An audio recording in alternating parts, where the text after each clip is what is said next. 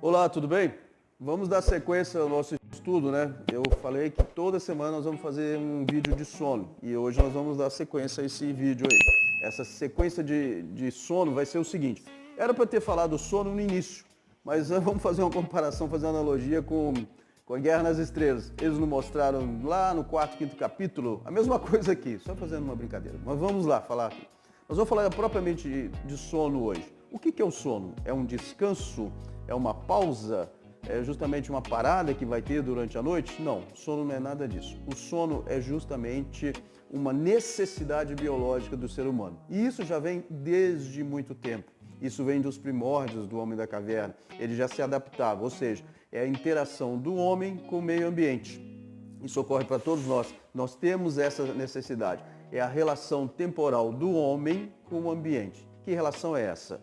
Quando nós vamos dormir, ou seja, quando está na transição de claro e escuro, o homem percebe isso, apesar de ele não ter essa percepção consciente. Mas isso ocorre em todos nós. A transição claro e escuro é o estímulo, tá certo? É o oscilador, que a gente usa esse termo em medicina do sono de Zeitgeber. São os sincronizadores que nós temos para fazer com que a gente mude esse ciclo, que é o ciclo circadiano, ou seja, o ciclo da noite e o ciclo do dia. E isso já ocorre desde quando nós somos bebês. Lá quando o bebê está no útero da mãe, ele já percebe isso. A mãe é o principal sincronizador, ou seja, o principal oscilador para todos nós. Nós percebemos a luz. Por quê? O nosso sistema nervoso central já percebe isso. E que sistema nervoso central é esse? Quais são as estruturas que participam? Como funciona isso? É o seguinte, eu percebo que 6, 7 horas da noite tem uma transição do claro para o escuro. Então, a retina, ela vai perceber isso, ela tem essa função, ela é um órgão sensível e ela percebe isso. Através de estímulos nervosos, ela vai levar esse estímulo até uma região do hipotálamo, que é um núcleo central, um núcleo do sistema nervoso central, que participa e que percebe essa transição. Esse núcleo, ele é conhecido por ser estimulado através de luz e ele então vai liberar um estímulo nervoso até o tronco cerebral, uma região que nós temos aqui, e esse tronco cerebral tem uma glândula que chama glândula pineal. A glândula pineal chama pineal porque ela tem o formato de um pinheiro, pine em inglês, então pineal, e essa glândula produz o hormônio do sono que é conhecido como melatonina. Através daí, então, nós entramos naquela fase do sono. Essa fase do sono, ela é então estimulada e ela vai fazer o quê? Com que nós diminuímos, a gente vai fazer esse estímulo, vai ser diminuir a nossa atividade cerebral, apesar de que não vai parar, ela só vai diminuir. Mas existem os estágios do sono, ou as fases do sono, como são conhecidos. Isso vai ocorrer durante todo o nosso sono. Quais são esses estágios do sono? Estágio 1, estágio 2, estágio 3 de sono, de acordo com as ondas cerebrais que são liberadas. Por quê? Porque o sono ocorre no cérebro. Então eu tenho o estágio 1, que é conhecido como estágio inicial, chamado sono superficial. Esse sono, eu posso interromper esse sono se eu tiver qualquer estímulo. Seja ele sonoro, seja ele um sono vibrátil, um sono tátil, um estímulo luminoso, tá certo? Estímulos que vão bloquear o nosso sono, sono 1.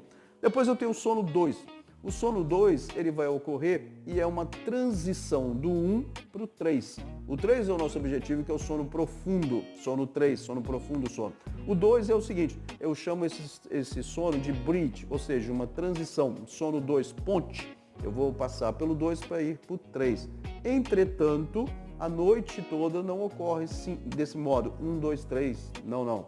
Nós temos o seguinte, nós temos a divisão do sono em sono REM e sono não REM. Ocorre primeiro o sono não REM, depois ocorre o sono REM. REM eu já falei anteriormente, que é o Rapid Eye Movement, movimento rápido dos olhos, cuja principal característica é o quê? Perda do tônus da musculatura e sonhar. Essa é a característica do sono REM.